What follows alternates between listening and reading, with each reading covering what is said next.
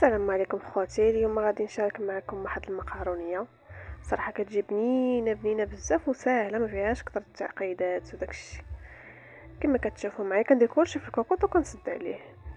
شديت هنايا بعض المطيشات تيكونوا حمرا شويه طايبين، وبصيله شويه ديال الربيع حكيتهم.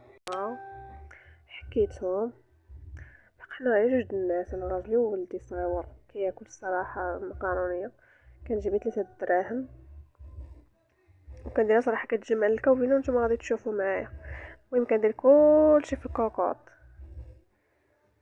نتوما لاحظوا معايا.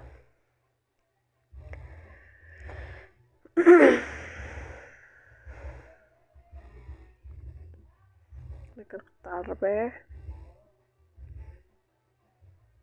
وهنا كان عندي واحد شويه البارح درنا سندويشات العشاء الكفته والصوصات، ونشيط واحد حيت المقارونه صراحه كتجي زوين، كدير فيها كنور الا درتي فيها شويه الكفته ولا هكا شويه ديال الصدر ديال الدجاج ولا كتزيد لها بنه، فهمتي. ونخلي واحد الصوصيطه واحد شويه الكفته هما كما كتشوفوا قدامكم. دابا زدتهم كررتهم وزدتهم تما. دابا كندير العطريه، درت الملحه، سكينجبير، خرقوم، البزار، وغندير شويه ديال الزيت. وهنا شوف لاصوص بعدا كتخليها طيب مزيان حتى ترجع لاصوص بحال هكا كتولي معلة كتشهي تاكلها مع الخبز.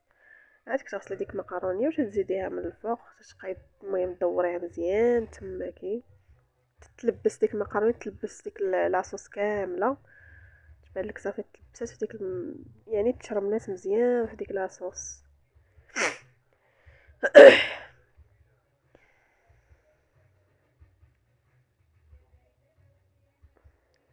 كنوريكم التعليقه.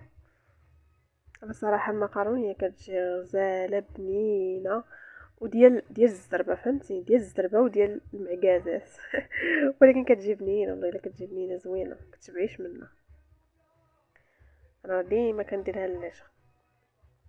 صافي هنا كنمرقها.